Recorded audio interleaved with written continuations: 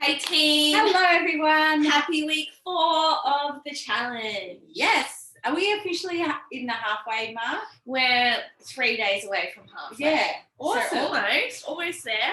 Which is the time goes really quick, but there's probably still a few of you that are going, oh my God, I feel like I've only just really started. Like some people had a really rough start from being sick. So please do not underestimate what you can actually achieve in just a few weeks. Yeah, 100%. Because, for the vast majority of you, when you really go down to the reason why you joined this challenge, it was to actually find consistency in prioritizing your own health and your own well-being. And so that's something that can very easily get established in 4 weeks or in 2 weeks. You're making a start. Absolutely. And I guess, today we're going to be talking about our topic of the week, which is intuitive eating. But maybe let's just start with saying that an 8-week challenge is just a start. Absolutely. This is not an all or nothing, do it for 8 weeks and then stop. That's not what you do. And I was reflecting on this a little bit over the last few days. I'm getting some really nice comments from a lot of members because I'm starting to refine my shape after having a baby, and I'm feeling really strong and my training's going really well. And obviously I'm doing the challenge with you guys. So some people are also starting to notice little changes there as well. But it's important to note that bodies are not built in 8 weeks. No, and I think the key focus, as we have been saying, is your habits. And the 8-week challenge is really to kind of give you that drive or that kick up the bum to get started and to find tools that really work for you to continue on and ones that you can sustain. Yeah. Rather than going really hard for the 8 weeks and dropping off. Exactly. And I guess that's what makes 23W's challenges so different to everywhere else, because our focus is on education and what you can build for yourself and what you can continue with, rather than what you can putting the big focus on what kind of results you can achieve in just 8 weeks. Because it's all well and good to cut and to drop weight really quickly, but you have to also ask yourself what's going to happen at the end of the challenge. Yeah. And that is the big thing. And I've cut weight before to get on stage, and I've been at my lightest, and I definitely wasn't at my happiest. And those results reverse very, very quickly unless you keep the habits that you use to get there. So if you use deprivation and starvation and excessive amounts of cardio and trying to do all the things, you're not going to do them long term. None of those are long-term tools. So you're going to find your results are going to reverse pretty quickly, as opposed to going, I'm going to set a realistic target of what I'm wanting to achieve in a few weeks. And then I'm going to aim to plateau there and try and maintain that level. And then I'm going to go again. I'm going to introduce some more habits. And slowly but surely you'll start to change really fundamentally the person who you are, because you'll change a whole bunch of lifestyle habits, a whole bunch of sort of core values and beliefs in terms of what you can actually achieve. So please don't get overwhelmed by it. Just try and do the simple things every day. Yeah, go back to basics, find the things that work for you, and find the processes that will continue to get results sustainably after the 8 weeks. And ones that you are able to maintain in your current lifestyle. Yeah, I love it. So this week our topic area is intuitive eating. And intuitive eating, for those of you, you've probably heard of the term before, maybe you haven't. Intuitive eating really is about actually just cueing into your own intuition in terms of what your body is telling you it wants and what your body is telling you it needs. Absolutely.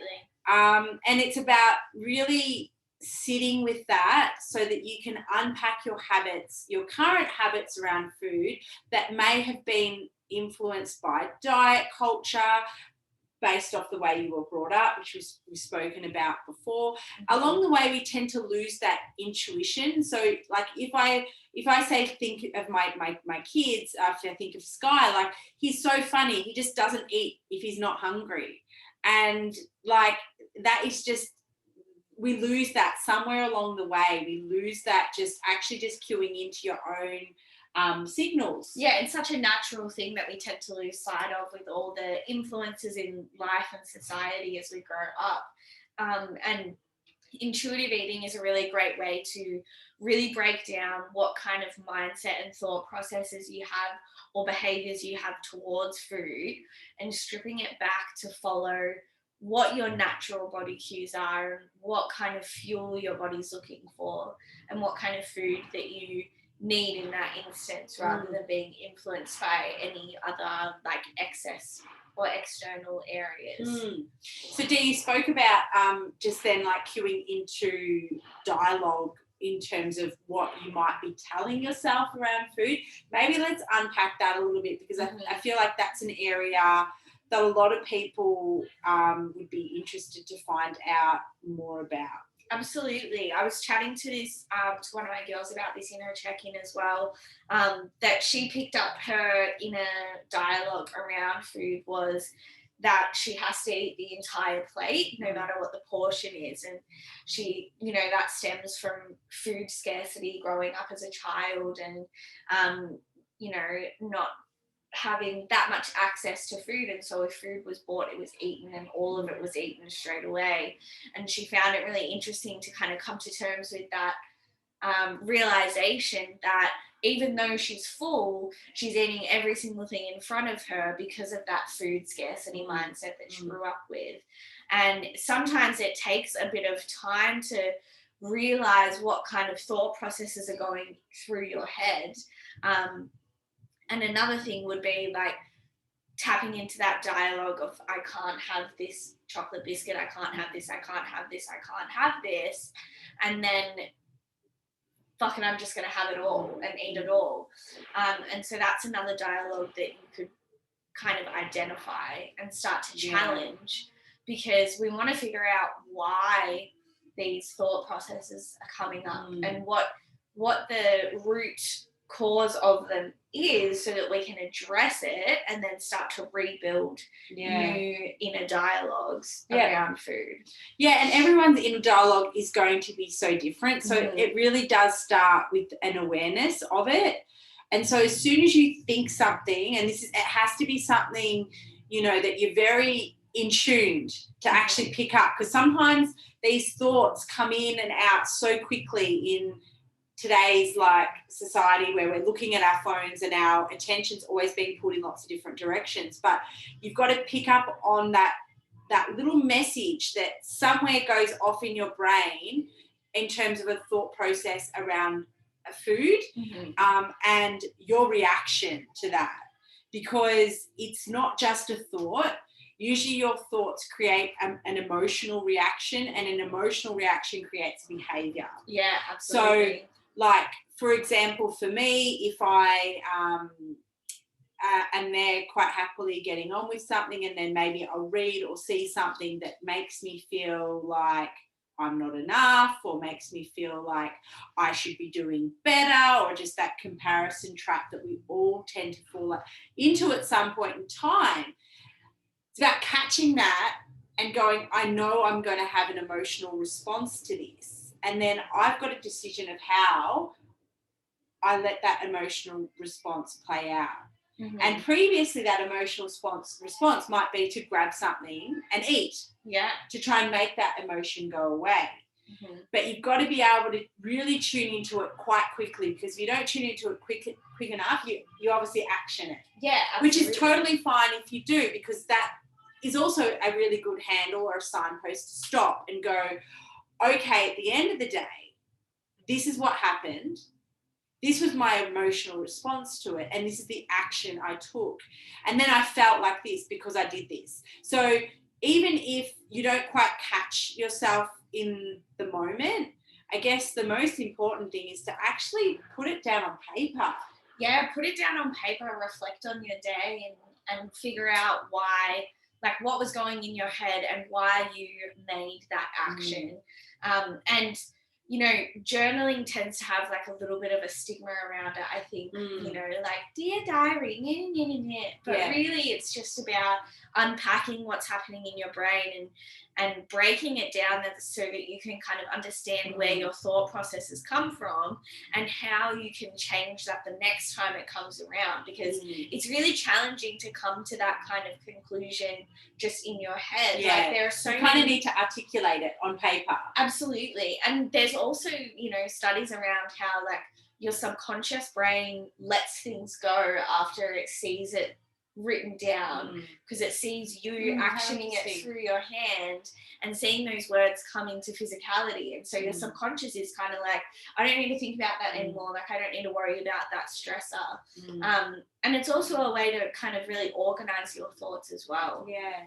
So a little action item there, guys, is if you are finding yourself, I guess, in a moment where you're still stumbling on some habits or some inner dialogue stuff, and or you're feeling overwhelmed or something is just not quite sitting right, then it is important that you actually take the time to do a little bit of journaling and write it down. Whether that's something you do at the start of the day or at the end of the day, try and make a consistent time in the day that you actually do sit there and spend a bit of time, I guess, really working on where your headspace is at.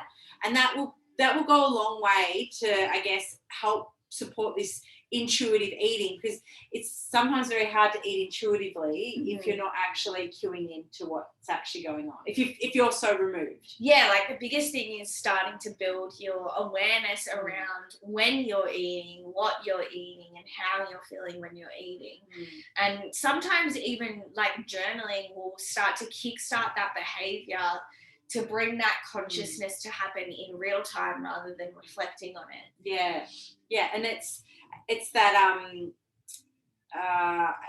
mean, I know that there's lots of people that talk about this, but if you are there actioning the things that, you know, your future self wants to be doing, then you become your future self. So in some ways, writing things down in terms of really understanding and going, okay, next time this happens, I'm going to do this. That is in essence, you're becoming that person. Yeah, absolutely. Another thing that came up in check-ins for my group, and this is something that I quite often think about as well, is tracking your calories versus following a more intuitive style of eating. Yeah. Because tracking calories isn't intuitive. It's actually not intuitive. It's about looking at the numbers and planning ahead, and going, this is how many calories I've got to spend, and I'm going to allocate it in this way. There is a little bit of intuition that comes into that, in terms of going, like, how does that food make me feel, and how could I choose different foods differently next time. But it's important that you see which one's serving you better. And I will sometimes track calories and use MyFitnessPal, and sometimes I will not. And so you've got to, I guess, understand why and why not. And there's pros and cons of both. So the big pro of tracking your calories is you actually learn what's in your food, and it keeps you really, really accountable. And it really, in some ways, it actually creates a lot of food freedom, because you start to go, oh, well, I could have 4 rice cakes, or I could have a Freddo frog. Yeah. And if I want chocolate, I'm going to have the Freddo frog. Yeah, like it kind of... I'm not actually full and I've got a few calories. Like, that's a good choice. Yeah, it teaches you what is in food. It teaches you what a balanced meal looks like. And it also teaches you what kind of treats or indulgent foods, like what impact they would have on your day, and how you can choose wisely. However, if you find that you're always worrying about what's in food, you're always worrying about your next meal, or how many calories are in there, or how many calories are in there, and then that being a stress, then it's not for you. No, definitely not. And I often say to people, like, if you're not already addressing your mindset and your relationship with food, then there's no point tracking calories, because that's just going to create an even more restrictive, overwhelming situation for you in your diet. And particularly if you're someone who finds that you go through the all or nothing motions, calorie tracking may not be the best for you either. And in that sense, if you did want to be aware of what kind of calories or macro content is in your food, maybe put a few recipes into MyFitnessPal, see what the breakdown looks like, and then just take that understanding on board and continue to focus on your portion sizes and the foods you are including, instead of tracking and trying to stick to a plan and feeling restrictive. And if you've got a lot on in life in general, adding in tracking will be another stressor, because Absolutely. if you're not doing it properly, then you're going to be like stressing that you're not doing it properly, and then feeling like you're not doing well, and then not doing it properly, and as I said, it kind of just snowballs. So I will float between sometimes tracking and mostly not tracking nowadays, because I guess I've, spent a bit of time really delving into this intuitive eating stuff and go, what foods do I actually like to eat? What foods make me feel good? What foods make me feel full? But then I have also spent a bit of time actually learning and how to put these foods together. But it's the same information we're giving you guys in terms of how to find a balanced meal, understanding what works for you, giving your diet enough time to actually work, not be there going, oh, it's not working after a week, throw it out. Yeah. Like, absolutely. giving yourself enough time. And unless, for the vast majority of us, our goals are not time critical. So it's important that you really, I guess, evaluate what is working, what's not working, what changes you're making. And by the week 4, you should start to notice changes. Absolutely. I think that's the key. Is if you are trying to lose weight and drop body fat, by week 4 you should again, I know that I hate saying shoulds and should not, but you should start to notice if you feel like you're on the right track. You should notice that your clothes might be a little bit looser, you feel a little bit more comfortable. Maybe people are starting to notice and comment. And if that's not happening, stop, evaluate, and be critical on what you're doing. And, have a chat to your coach about, what is going well and what areas could you just tighten up just a smidge. Absolutely. And you'll probably find that that's enough just to move you slightly more into a deficit, because you might be you might be really close on that borderline of what is a deficit and what's still keeping you at maintenance. Yeah. And that's the thing, just touching on that end, is we often think that we'll see really quick results in a week or 2 of implementing something, when realistically it does take 4 to 6 weeks to actually see things start to happen. So I had a couple of comments of like, things are slowly happening, or I'm slowly seeing the weight come off, and it's not actually slow. Like, this is a really realistic time period to notice change in yourself and in your own body. Don't get hung up on if you're only just starting to see things happen, because that's a realistic time frame, and we need to understand that it does take time and it's not going to happen in a week or 2. And everyone's results will vary. It's Absolutely. not linear. It's so not linear. And I might actually post up my